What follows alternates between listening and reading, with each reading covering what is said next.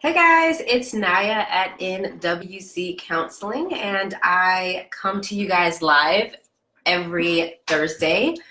And I talk to you guys about things as a mental health clinician. I'm a counselor in South Carolina, and I come on and I talk to you guys about things that I talk about in the room with my clients, and I bring them to you guys on a social media platform in order to help promote mental health wellness and just talking about things that for some of us growing up or for some individuals growing up just were not allowed to talk about, and just really getting into the nitty-gritty and adding some practical and clinical skills to some of your toolboxes. That is my goal for you guys. So thank you if you're watching and tuning in, and I hope that you guys chat a little bit with me today about this topic, because the question that I'm asking people for the theme, which by the way, if this is your first time watching, every month we have a theme of what we're talking about, and this month is Find Your Happy. So we're talking about contentment and like practical skills in just being content in life. And so something that before I got started with this idea, I started asking myself like, well, people often use the term like, I'm very, content, or I'm not content, or I'm complacent, or I don't want to be complacent, or, whatever. They just use a lot of these terms and they kind of use them simultaneously, and they don't mean the same thing. They're actually two different words. And so today I wanted to spend time with you guys by breaking down, before we got started talking about what is contentment, going a little over details regarding what is contentment, what is being content, and what is being complacent. Do you want to be content or do you want to be complacent? Which one is good, which one is bad? So I actually have these definitions for you guys today, and we're going to break this thing down. So as I'm talking, feel free to conversate with me, or if you're watching the replay and recorders, we love our replay watchers, then go ahead and chime in. Like, what do you think you're content in certain areas of your life? What areas of your life do you think you're content in? Which areas do you think you're complacent in? So let's talk about these definitions really quick, okay? So I'm pulling up my notes right now because you guys know I need to be organized and have my life together. Although the time that I had the most viewers was when my life was a complete mess on live. Do you guys remember that, when I was on live and my life was a mess? Anyway, so let's talk about our again, our whole theme for this month is November is focusing on gratitude. And when we focus on being discontent or having discontentment, we usually focus on what we don't have. And so this season, we want to talk about learning how to be content and what that entails. So let's talk about these definitions, right? So we have being content. Contentment is the whole phrase that I looked up. And that is being a state of happiness and satisfaction. So that's essentially when you're in contentment, you're in this state of happiness or satisfaction. Now, something that I like to tell people is that, happiness is a fleeting emotion, just like any other emotion. Happiness is not something that you can live in 24/7. And when we try to strive to live in happiness 24/7, that is when sometimes we have a lot of funky stuff happen to us, because I don't think humans were made to live in any particular feeling for a long period of time. So it's not good when you feel depressed for a long period of time. It is really not good when you're overly happy or not experiencing other emotions. Emotions are very important, guys. They help you to recognize what's happening, what's working, what's not working in your body and in your life. And so they're not bad things, but living in a state of emotion for a long period of time can be a negative thing. So the idea that contentment is a state of happiness or satisfaction means that it's a place that you're in, a season that you're in, that you feel, you feel happy or you feel satisfied about what's happening. Then you have complacent. Being complacent. I like combine the word complacent. Okay, anyway, complacent. So that is when you are essentially showing uncritical satisfaction of yourself or of your achievement. So let's unpack that for a second. When you're being complacent, that means that you overly think more of yourself. You're like, you know what? I am good. Like, everything is good. I don't need to work on my marriage. I don't need to work on my house. I don't need to work on my kids. I don't know why I'm talking like this, but you guys get the picture, right? I just imagine people that are very complacent saying it like that. Being complacent means that you think you don't have any area for growth. Like, you're really good. Sometimes I've run into individuals, much as you guys have, right? Who you might be with someone, or I'll have couples. Let's use that as an example. I have couples that will come to counseling, and I'll have one couple that's like, or one person, one spouse that says, I'm very complacent in the relationship. Everything is fine. And then you have someone else that's like, no, everything is not fine. Our relationship, our marriage is in shambles.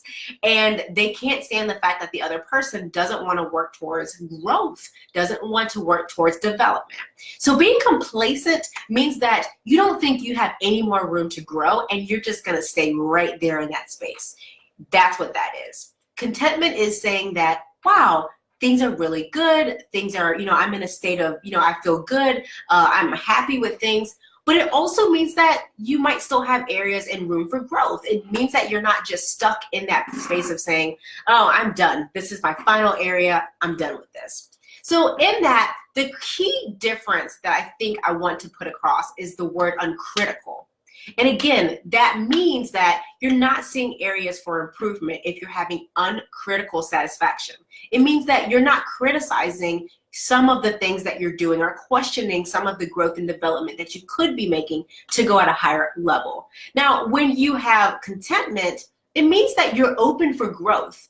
You may be content with where you're at, like maybe at your job, or you may be content with your family life. In different seasons, they change. However, if you are thinking, oh, I am beyond this and there's nothing else that I can learn about this, then you might be in a state of complacency, which is not a good place to be in if you want to grow as an individual and if you want to keep adding to your toolbox and your experience in your life.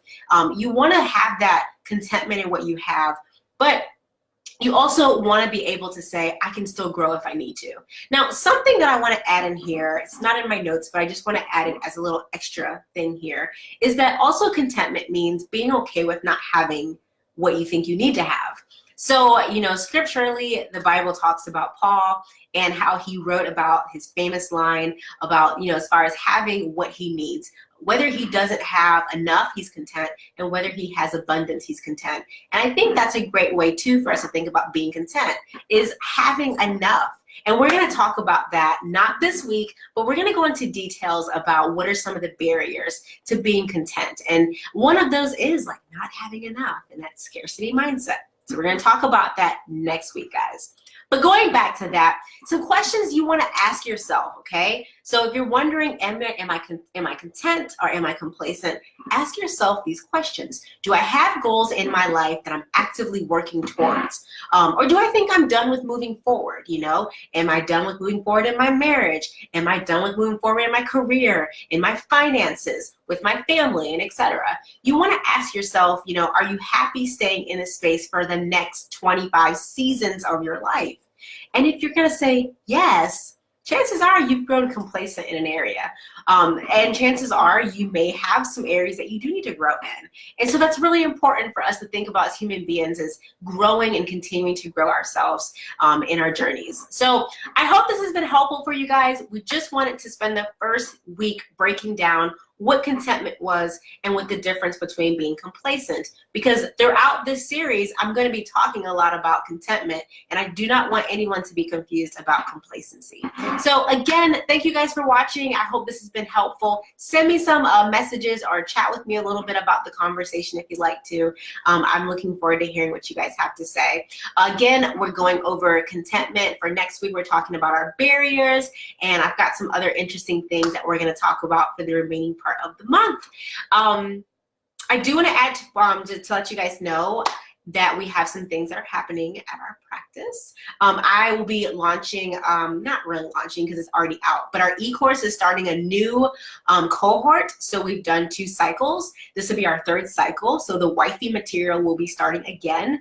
That's going to start up on November 19th. And so I will be putting some information out there. We also at the practice are hosting 3 interim counselors. So these are either counselors that are graduate students, or they're counselors that have a provisional license. Very similar to when you go to a doctor who's in a residency or a medical student, you wouldn't really question them, and we want to give counselors that same type of feel. What our office is doing is we are providing these 3 interim counselors with clientele. we're trying to reach out into the community for individuals who are unable to gauge or obtain therapy services because of financial resources, lack of support, lack of knowledge. We want to provide that to them, and we're doing it at a reduced rate. So we're charging very little, almost the amount of a copay for what people would have to pay, and we're asking for individuals to put the word out. Our project is called the Compassion Exchange Project, and so we're just looking to exchange compassion for experience. And so if that's something you guys are interested in, or you know someone that could benefit from it, please make sure you tag us in the post that you're talking about it, or please make sure you guide that person to our page. We have some information below if you keep scrolling down, or we'll be posting things on top depending on when you see this video. So please make sure to reach out to us if you have a referral. That would be great for one of our interim counselors to work with, especially to help people in need in the community. All right, guys, Thursday, I am out. I will see you guys on the flip side, and enjoy your week. Bye.